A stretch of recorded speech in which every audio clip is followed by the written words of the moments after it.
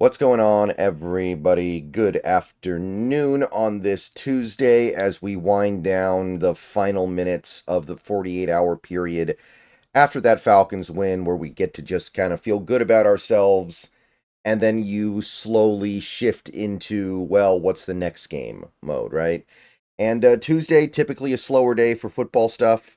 Not a lot of news, not a lot of updates, not a lot of happenings. But we did get some interesting information about some division rivals today, and I want to talk about them a little bit because I mean this stuff is really going to matter this year, right? This division is not that good.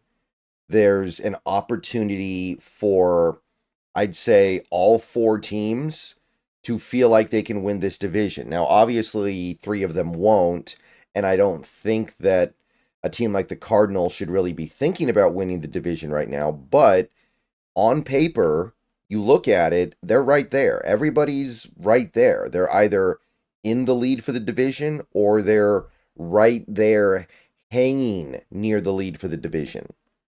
So this stuff is really going to matter right now because none of these teams look great. I don't even know if any of these teams look all that good, but I will take a weak division if that's what it takes for the Seahawks to get a division title. Having a weak division is part of having a really good team sometimes. Look at the Patriots. They had to deal with crappy AFC Easts for almost 2 decades. Did it hurt them? No. So when I see something like this, I want to talk about it. So the Rams are getting Cooper Kupp back.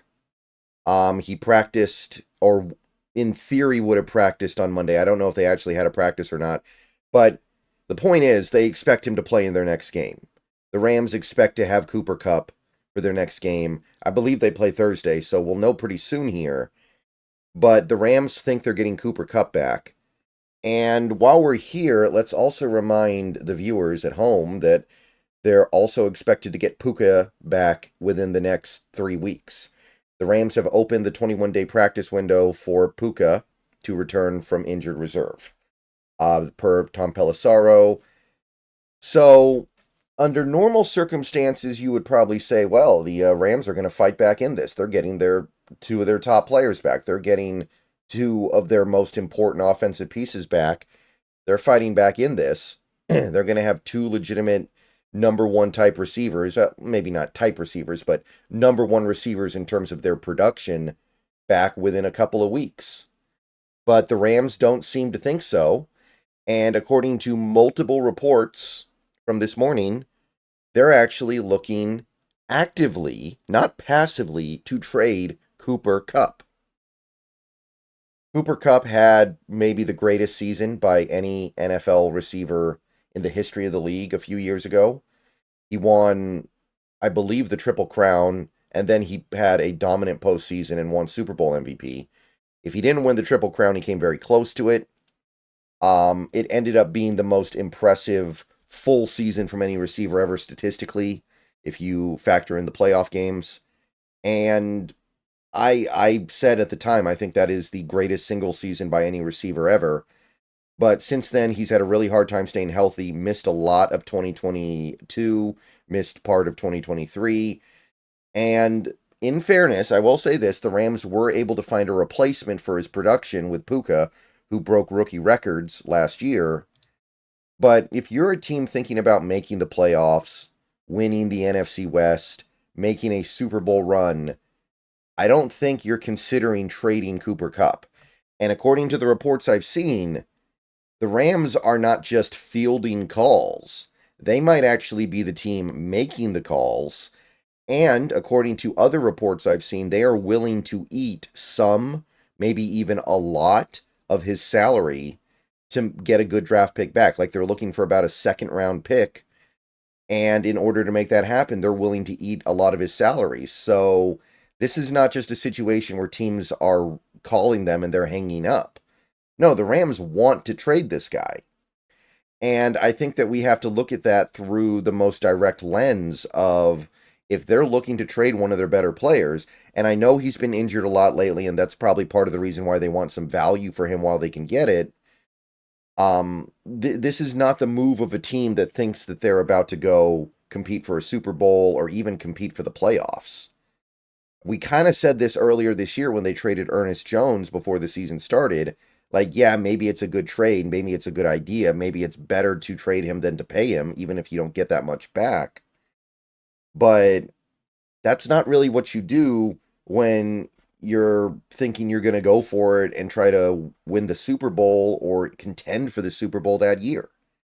And if they trade Cooper Kupp, I think that goes quadruple, because even if there are some things that are less than ideal about these circumstances because he can't stay healthy, he's getting older, that contract is probably starting to hurt a little bit, you still want him. You still want him on your team, especially you want him more than a draft pick if you're trying to make a run at things.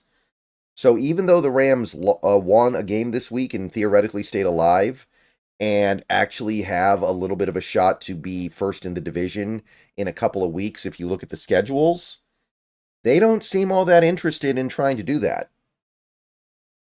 So if the Rams themselves, if the organization themselves are admitting that this is not our year, we're just going to try to reload for next season. And by the way, this might be partially motivated by the fact that they think they're going to lose Stafford this offseason. Maybe they're going to lose McVay this offseason. And they want to just kind of turn the page now rather than being blindsided later with no assets or weakened assets from what they could have had. That's also an indication that they're just going to kind of hunker down and hibernate for maybe a couple of years while they try to find a new coach, a new quarterback. Not stuff that's easy to do necessarily. So we'll see what happens. We'll see if they actually trade him. Maybe they don't. Maybe Cooper Kupp goes out there and has a monster game this Thursday. If he does that, then maybe you reconsider as the Rams organization. Or maybe you start asking for more and nobody's willing to pay it.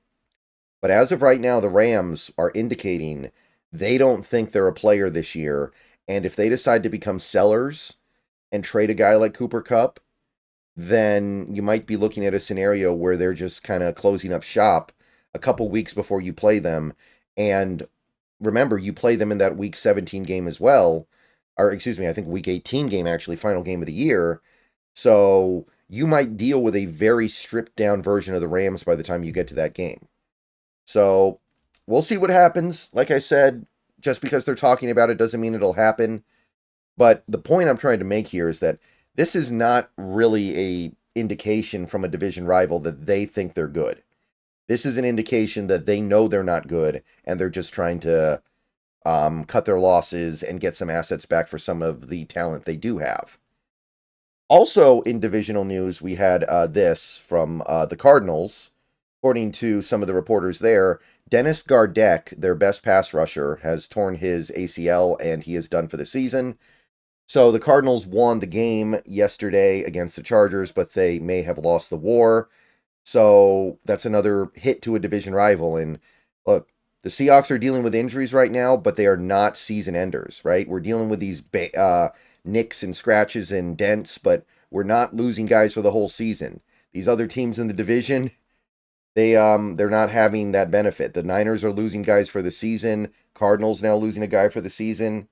And that's what really kills you, right? The Seahawks in 2013, the year they won the Super Bowl, lost a ton of players to injury throughout the year, but most of them came back. The only guy who really didn't was Sidney Rice. All right, I'm going to go and get out of here, but that's what's going on in the NFC West. Let me know what you guys think. Go Hawks.